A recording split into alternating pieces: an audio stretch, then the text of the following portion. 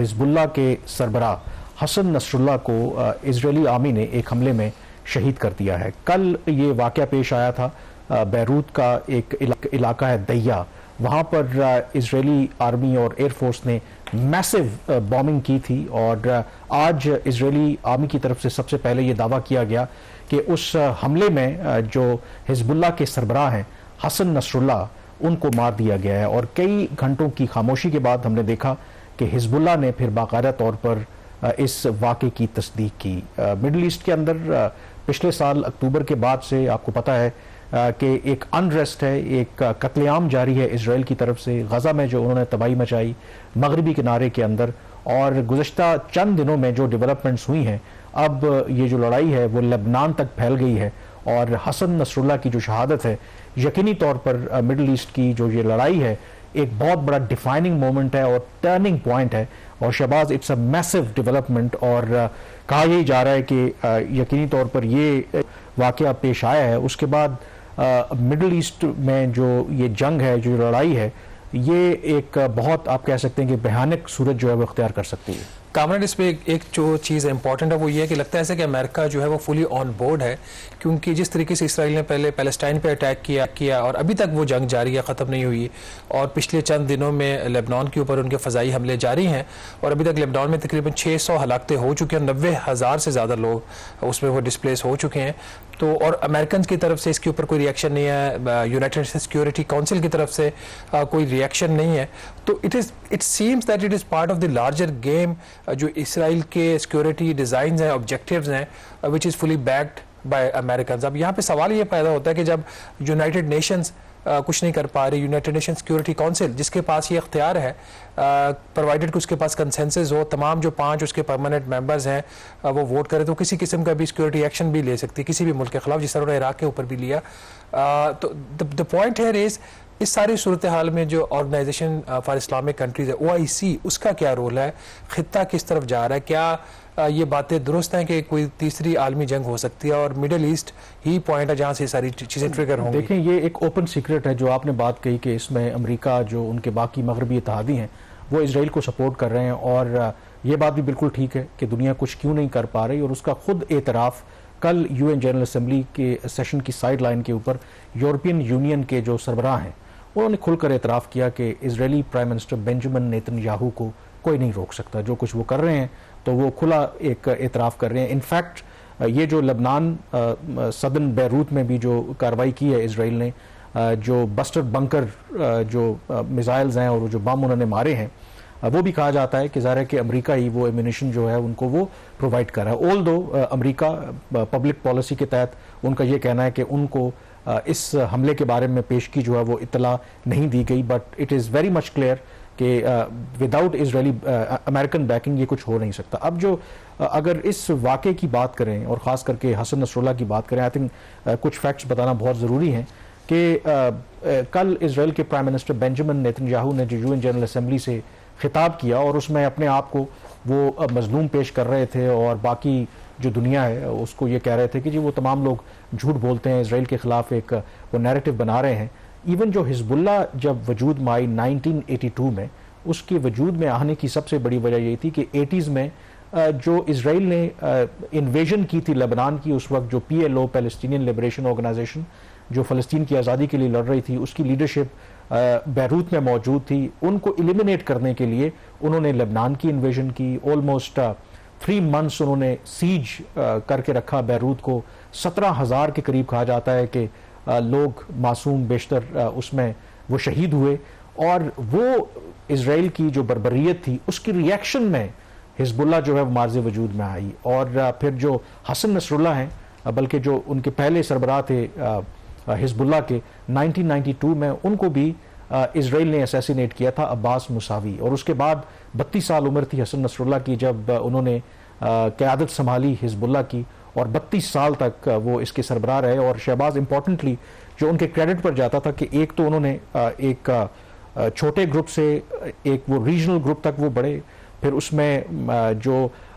Israel ने invasion की थी 80s में, तो वो सदर्न लेबनान में 2000 तक वहाँ पे मौजूद रहे। लेकिन बिकॉज ऑफ जो गुरिल्ला वॉरफेयर थी हिजबुल्लाह की और हसन नसरुल्लाह की जो स्ट्रेटजी थी, उसकी वजह से इसराइल को विड्रॉ करना पड़ा। 2006 में एक दफ़ा फिर उन्होंने चढ़ाई की और उसमें भी इसराइल को शिकस्त हुई। तो कुछ लोगों का यही ख्याल है कि इसराइल जो है वो इस चीज़ का बदला लेना चाहता था। अब इसमें जो सबसे अहम सवाल है, इसमें कोई शक नहीं है कि जो हसन नसरुल्लाह के बारे में कहा जाता है कि वो सरबराह थे हिजबुल्लाह के, बट वो बड़े करिज्मेटिक वो लीडर थे, मतलब पूरे रीजन में जिसको ईरान बैक करता है, एक्सेस ऑफ रेजिस्टेंस, वो सीरिया हो, यमन हो या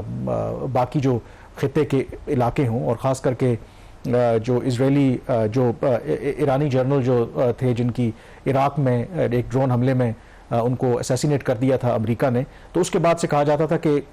अनऑफिशियली वही सरबराह थे जो पूरे रीजन की वो पॉलिसी को देख रहे थे। सबसे अहम जो क्रिटिकल सवाल है कि क्या इसराइल के इस इकदाम से वहाँ पर जो उनके खिलाफ नफरत है, जो रेजिस्टेंस है, वो ख़त्म हो जाएगी। बेशतर मैंने जो एक्सपर्ट्स हैं वहाँ पर रीजन के उनको सुना, उनका बिल्कुल ऐसा नहीं होगा, बल्कि इसराइल के लिए ज़्यादा प्रॉब्लम्स बढ़ेंगी, क्योंकि हसन नसरुल्लाह हो, इस्माइल हानिया हो, वो रिप्रेजेंट करते हैं एक आइडियोलॉजी को, और वो आइडियोलॉजी क्या है? जो इसराइल की इलीगल ऑक्यूपेशन है उसके खिलाफ। और अगर उनको ख्याल है कि इस तरह एलिमिनेट करने से उनका पर्पस हल हो जाएगा और इसराइल ज़्यादा महफूज हो जाएगा, तो ये आई थिंक उनकी खामख्याली है। हिजबुल्लाह ने भी जंग को जारी रखने का ऐलान किया है। ये अटैक्स उनके जो हिजबुल्लाह ने भी अटैक्स किए हैं और अभी से नहीं वो कर रहे, वो 8 अक्टूबर से लास्ट ईयर से जब गजा के ऊपर इसराइल ने हमला किया था तब से वो अटैक्स कर रहे हैं। उनका ये सिलसिले को जारी रखेंगे बावजूद इसके कि उनकी लीडरशिप को मार दिया गया है। और कामरान, ये जो गोरिल्ला मूवमेंट्स होती हैं इसके अंदर लीडरशिप की जो किलिंग होती है वो एक सेटबैक तो होता है, लेकिन उसका मतलब ये नहीं होता कि ऑर्गेनाइजेशंस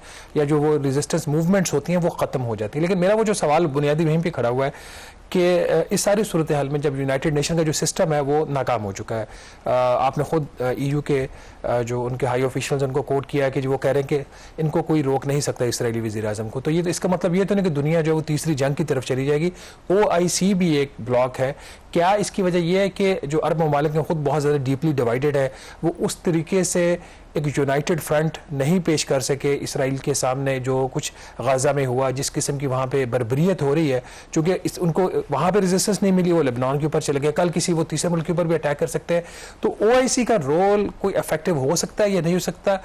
इसके ऊपर आपका क्या व्यू है? देखिए, OIC का जो रोल है, देखिए लेट्स एक्सेप्ट द फैक्ट कि हमारी अंदर की कमजोरियां हैं और इसी वजह से जो इसराइल है वो फ़ायदा उठा रहा है। देखिए, इसराइल को जो सबसे बड़ा एडवांटेज है, लेट्स एक्सेप्ट द फैक्ट कि उनके पास अब जो टेक्नोलॉजी है, उनके पास जो इंटेलिजेंस गैदरिंग है, मसलन ये जो लबनान वाला भी जो वाक़या हुआ है, इससे पहले आपको पता है कि पेजर और वॉकी टॉकी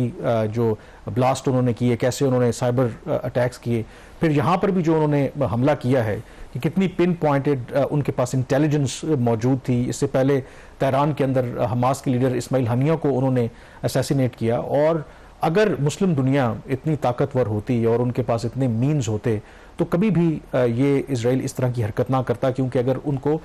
इसमें कोई शक नहीं कि लबनान हिजबुल्लाह हो या हमास हो, अपनी तरफ से जितनी उनके पास सख्त है, रॉकेट्स हैं या जो भी वो फायर करते हैं, बट इसराइल को पता है कि उनके पास डिफेंस शील्ड भी है, उनके पास ऐसी कैपेबिलिटी है कि वो उसको न्यूट्रलाइज कर सकते हैं। लेकिन इसमें एक और सवाल ये भी यहाँ पे पैदा होता है कि एक तरफ इसराइल के पास इतनी टेक्नोलॉजिकल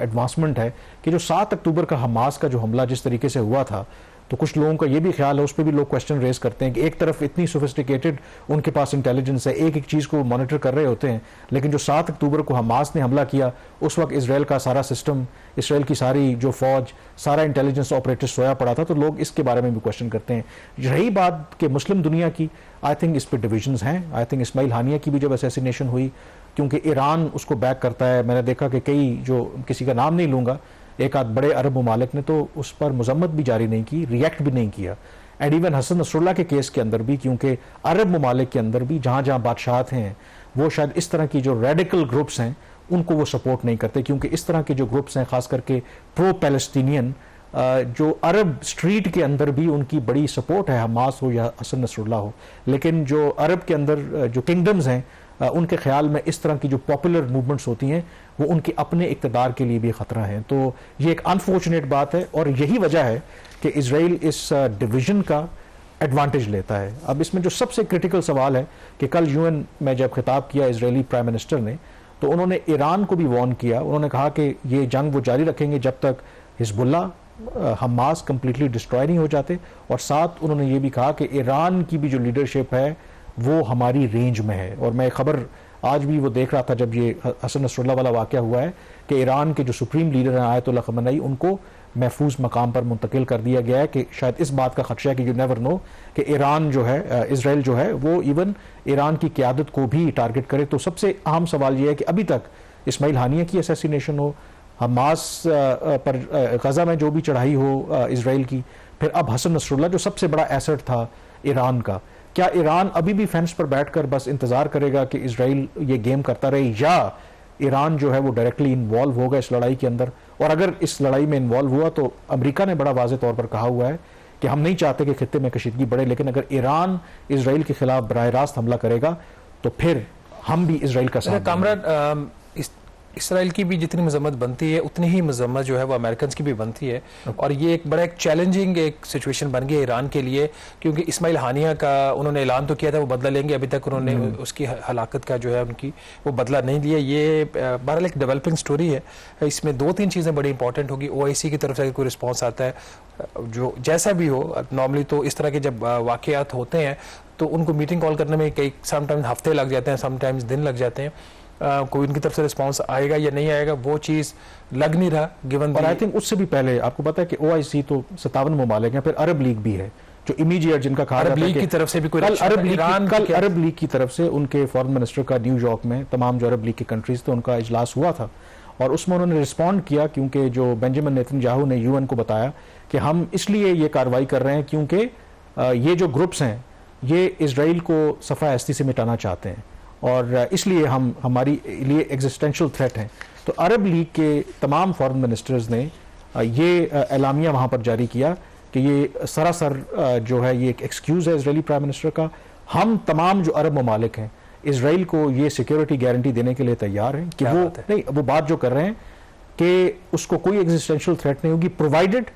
कि वो जो 2 स्टेट सोल्यूशन है, जो फ़लस्तीन है उनका एक आज़ाद रियासत उसको तस्लीम करे, जो सबसे जो root cause of the problem है, तो उसके बाद तो कोई इशू नहीं है। तो ये बात तो लेजिटिमेट है कि असल उस इशू की तरफ तो आना नहीं चाहता जो इसराइल है कि असल में ये लड़ाई है क्यों, हमास क्यों लड़ रहा है, हिजबुल्लाह क्यों लड़ रही है। असल है कि आपने उनके इलाकों पर कब्जा कर रखा है और जिसको दुनिया का ना छड़वाने में कोई इंटरेस्ट है और ना ही मुस्लिम ममालिक का। एक और भी कामरान एक डेवलपमेंट पाकिस्तान में भी हुआ, एक अनफॉर्चुनेट वाक़या, हमारी पेट्रोलियम जो गैस सेक्टर की बहुत बड़ी कंपनी है पाकिस्तान की, उसका एक हेलीकॉप्टर आज गिरकर तबाह हुआ जिसमें 6 हलाकतें हुई हैं और 8 अफराद ज़ख्मी हुए हैं। जो हमारी पेट्रोलियम के तर्जमान की तरफ से एक स्टेटमेंट आई है कि इस वाक़े का चूँकि खैबर पख्तूनख्वा में हुआ, उनका जो दहशत गर्दी से या सिक्योरिटी सूरत हाल से कोई ताल्लुक नहीं है, कोई तकनीकी इसके अंदर फॉल्ट था, और जिसमें 3 गालबन रशियन जो इसमें थे